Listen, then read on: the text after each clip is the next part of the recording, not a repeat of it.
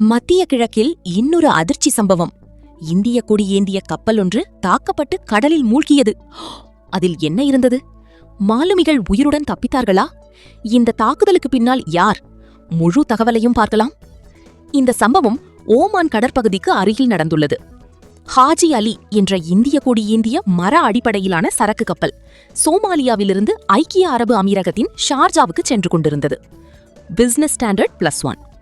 அப்போது திடீரென கடலில் ஒரு பெரிய தாக்குதல் நடந்ததாக கூறப்படுகிறது. சில தகவல்களின்படி இது ட்ரோன் அல்லது ஏவுகணை தாக்குதலாக இருக்கலாம் என்ற சந்தேகமும் எழுந்துள்ளது.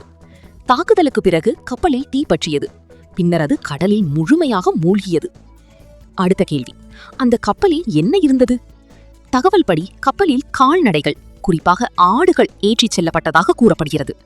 அதிர்ஷ்டவசமாக கப்பலில் இருந்த 14 பேரும் உயிருடன் மீட்கப்பட்டனர். ஓமான் கடலோர பாதுகாப்பு படை உடனடியாக நடவடிக்கை எடுத்து அனைவரையும் பாதுகாப்பாக கரைக்கு கொண்டு சென்றது. Anatoly agency +1.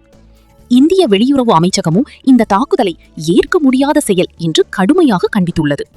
மத்திய கிழக்கில் ஏற்கனவே பதற்றம் அதிகரித்து வருகிறது. கடல்வழி போக்குவரத்தும் இப்போது ஆபத்து மண்டலமாக மாறிக்கொண்டிருக்கிறது. இந்த தாக்குதல் ஒரு தனி சம்பவமா, இல்லை இன்னும் பெரிய மோதலுக்கான சிக்னலா? உங்கள் கருத்து என்ன?